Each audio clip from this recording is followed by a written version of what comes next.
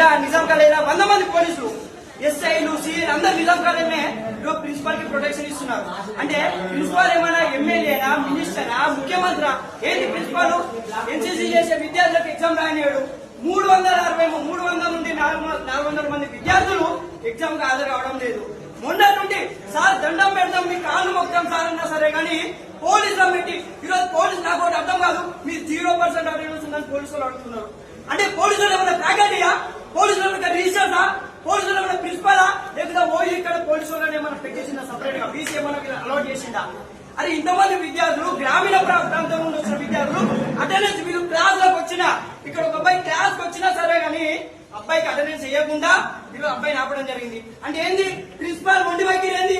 BC research Osman యూనివర్సిటీలో BC research ఇంతవరకు స్పందించరా? వీళ్ళు గ్రామీణ ప్రాంతంలో విద్యార్థులు కాదా? మన బిడ్డలు కాదా? పేద బిడ్డలు కాదా? వీళ్ళు వ్యవసాయ కుటుంబంలో వచ్చిన వీళ్ళు తల్లిదండ్రులు పుట్టిన బిడ్డలు కాదా?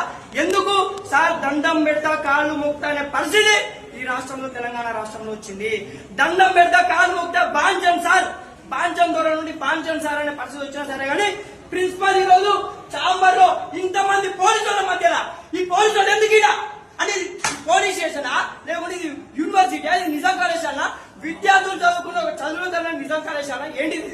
పోలీసులు ఆపుతున్నారు. నీకు ఆ టికెట్ ఉన్నదా? నీకు 0% ఉన్నదా? ఈ రోజు పోలీస్ వ్యవస్థ పెట్టింది దేనికి? పోలీస్ వ్యవస్థ పెట్టింది బయట ఉన్న అరాచకాలను ఆపడానికి, బయట ఉన్న అరాచకాలను ప్రతి ఒక్కదాని వ్యవస్థను కంట్రోల్ చేయడానికి. ఈరోజు విద్యార్థులను ఎగ్జామ్ రాయలేకుండా నీకు 0% అటెండెన్స్ ఉన్నది, నువ్వు రాయకూడదు, నీ ఆర్టికల్ ఏది? ప్రిన్సిపాల్ ఛాంబర్ లోపల కూడా పోనీయడం లేదు పని. అంటే ఏంది? ప్రిన్సిపాల్ ఇస్తారా?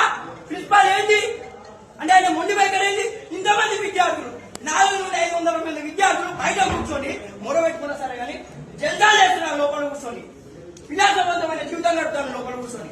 నేను ప్రిన్సిపాల్ చేసింది విద్యార్థులకు మంచి భవిష్యత్తు అందించమని, విద్యార్థులకు నాణ్యతమైన విద్య నాణ్యతమైన భోజనం అందించమని. అంతేగాని నువ్వు మెచ్చు తక్కువ ఉండేది, నిజంగా ఫెసిలిటీస్ తక్కువ ఉండే, ఏం తక్కువ ఉన్నాయి అని ఉపయోగాలు ఎగ్జామ్ రాయకపోవడం అదొక సబ్జెక్ట్ ఒక % తక్కువ ఉన్నా సరే కానీ విద్యార్థులందరినీ ఎగ్జామ్ హాల్ ఇవ్వవా? ఇలాంటి మొండి వైఖరి నశించకుంటే రాబోయే రోజుల్లో కానీ ఈ రోజే ప్రిన్సిపాల్ ఆఫీస్ ముట్టడికి ప్రతి ఒక్కరు ఇక్కడే కూర్చుంటాం. ప్రిన్సిపాల్ బయట వచ్చే వరకు ప్రతి ఒక్కరు ఇక్కడే కూర్చుంటాం.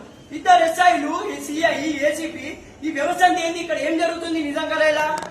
అదే ఒక ఎగ్జామ్ అండి, డిగ్రీ ఎగ్జామ్ ఇది, సివిల్ ఎగ్జామ్ కాదు, సెమిస్టర్ పరీక్షలు ఇవి. సివిల్ ఎగ్జామ్ లాగా పోలీసు వాళ్ళం పెట్టుడు